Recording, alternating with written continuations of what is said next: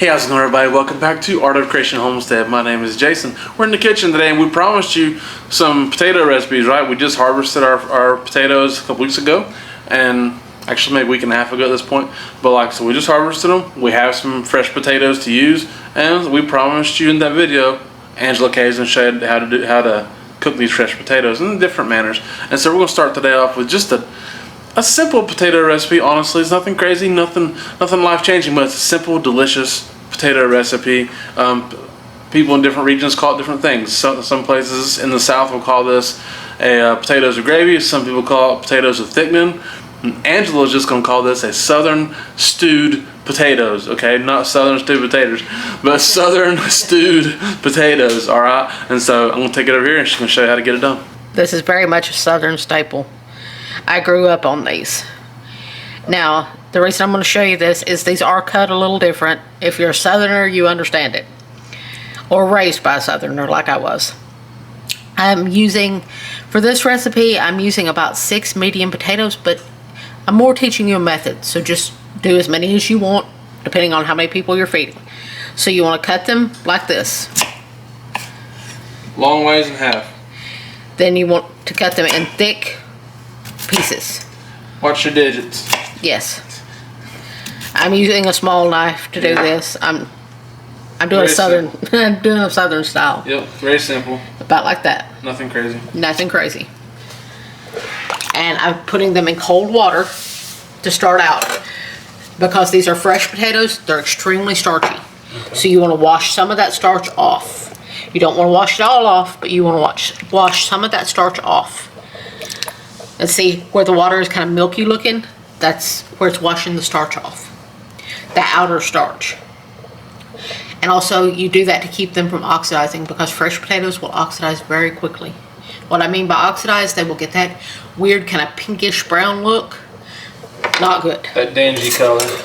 And if you leave them too long, they'll even turn black. Yep. So now you want to dump the cold water off and add just hot tap water. You want to cover them by about an inch or two with warm to hot tap water. And now you want to season it really well. This is your biggest chance to season these potatoes. You will add salt and pepper later, lots of pepper. But this is your way of getting the salt down in. Mm-hmm. Is put a good few healthy pinches of salt, because potatoes can take it. Now, I'm going to ask you a question. I know the answer, but I want you to explain it. Why do you choose to season water with potatoes, pasta, and things of that nature when you're cooking these things? Because if your water is salty, the salty water cooks into the potatoes and into the pasta and seasons the potatoes and the pasta. Then the pasta is salty and the potatoes are salty. They have a seasoned flavor instead of just being bland. If you don't salt it, then you just got bland potatoes. It's a more porous food that absorbs it and needs it. And if you wait till after to season them, then it takes so much salt to try to get them seasoned, because they weren't seasoned to begin with. And it's almost seasoned on the outside instead of yes. the inside. I got you. I see. So now you want to bring these to a boil, put a lid on them, and they just need to cook just until they are fork tender. You don't want them falling apart. You just want them fork tender, because you have to continue cooking them. So we'll be back and I'll show you what they look like when they're at that stage. Okay, now these are at the point where they're ready. So I'm going to pick one of the thickest slices that I have in there. You want to put it on your lid. You want to take a fork and put it in and see it pierce through it. But it didn't smush apart. You don't want it to, when you stick the fork in, for it to just smush. You don't want that. That's too far, because these are going to continue to cook. So you want to turn off your heat, and now you want to dump off about half of this water. Don't dump all of it off, just about half. Now we have dumped off about half of the water. You want to dump it off till there's probably about maybe an inch of water in the bottom of your pot, and your potatoes are above it. A little more than half. It's a little more than half. Yeah, but you want your potatoes to be above the water. Yep. I mean, the ones in the bottom are still below the water, but your top potatoes, you want them to be above the water. So now we are going to make our thickening, as my mom always called it. Now this isn't how she made hers. She made hers in an old-fashioned, it was this big orange thing. It was a milkshake shaker. She used to sell, I may age myself with this. She used to sell a product called Stanley. And that was a Stanley thing. It's illegal these days. There's movies about that. And it was a milkshake shaker. It was a little plastic orange thing. I've seen it. She still has it. Yes, and she still uses it for this recipe. And she would put her flour and her milk in there and shake it really, really hard. And the treasure of my childhood, I remember, was when she'd let me shake that thing. It was so much fun shaking that. But I'm gonna use a whisk. I'm gonna use my little half moon whisk. And I know this is gonna sound weird and picky, but if you add this flour to this milk, you will never get the clumps out. So add the milk to the flour? So add the milk to the flour.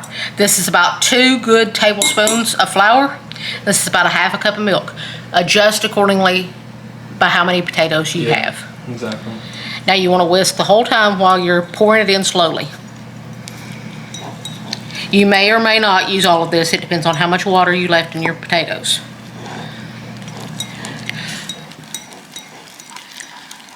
Now I stopped there so that I can get all the flour whisked in. But like I said, I don't know why it works that way, but if you add the flour to the milk, you can forget it. You're gonna have just clumps of flour. So continue to add milk to the flour till you get it done? Yes. And smooth? Yes. Unless you have one of those shakers like I'm talking about and you know what I'm talking about, this is the way you gotta do it. Now, Mom would just throw the flour in with the milk and just start shaking. And it would be lump free.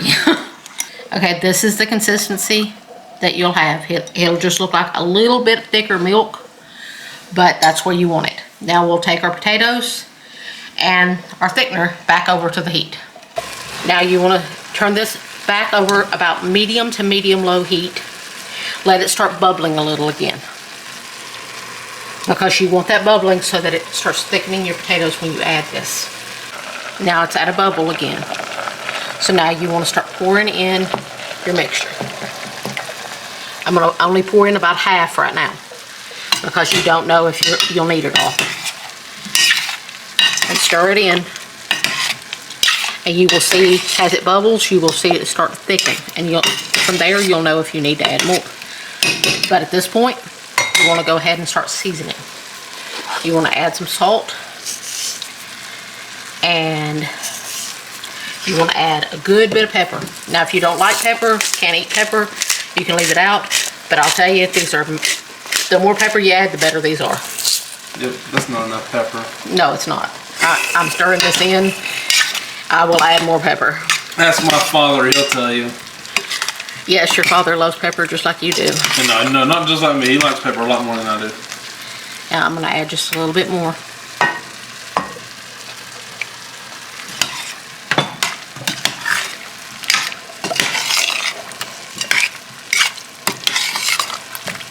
Now, at this point, you want to taste them to see if they have enough seasoning. At this point, you want to remove them from the heat. You added all the mixture? Yeah, I ended up adding all of it. And I do think they need a little bit more salt and pepper. But I'm also going to add, at this point, you can add a lot of different things. This is just me. I like to add butter. I like to add about 3 tablespoons of salted butter to it at this point. Because of what you're doing here, you could add a variety of spices, all right? Yeah. You could even add bacon grease at this point and add some bacon, some crumbled bacon. Some crumbled bacon wouldn't be a bad thought here. You could even add some crumbled bacon at this point. Like garlic, smoked paprika, regular paprika, bacon. If this is too thick for you, you can add just a little bit of water to start thinning it down. The butter will thin it down a little, right? The butter will thin it down a little, but I may add just a little bit of water because it is a little thick. Okay. But remember, when you add water, water don't come seasoned. So you may have to readjust your seasoning. Because, like I said, it don't come seasoned. And it tends to take seasoning away. Oh, some places got that good lead water. That's very true. That's very true. Now, at this point, you do once your butter is melted in, you want to taste them again because you want to see if they have enough salt or pepper, or if you want to add anything to them at that point. But I'm going to add just a tiny bit more water. And for those of you who have never had these, this is about the consistency you want, where it's like potatoes and white gravy. Yeah. That's kind of the consistency you want for these. So now I'm going to taste them and see if they have enough salt and pepper. And then when they're done, we'll let Jason taste them, tell you how they are. Hey, let's try putting it down like this time. What do you think? Let's see how it works out. Look at there. Oh, it's dripping. See, I probably should put my plate under there first. What do you think? There's that. Another drip going down. That's okay. Messes clean up. It'll be just fine. Mmm. Delicious. This is like country food though. You see what I mean? Like, this is good Southern food. Simple, delicious, flavorful. It is like taters and gravy, to be honest with you, like potatoes and gravy. It really is. It's not really gravy, but it's like a gravy. Does that make sense? Really delicious, good Southern comfort food. Probably seen we had some like just some peas on the stove there. We got good meatloaf sitting here. This meal is what dreams are made of in some ways. It's a good meatloaf. It's good potatoes. It's good vegetables and peas. Like, perfect. And those potatoes are great use for homegrown potatoes that we grew. So thank you guys so much for watching. We do appreciate it. My name is Jason. This is Art of Creation Homestead. And I forgot. How could I forget? So thank you guys so much for watching. We do appreciate it. My name is Jason. That smart one over there, her name is Angela Kay. This is Art of Creation Homestead. We love y'all. God bless you and goodbye.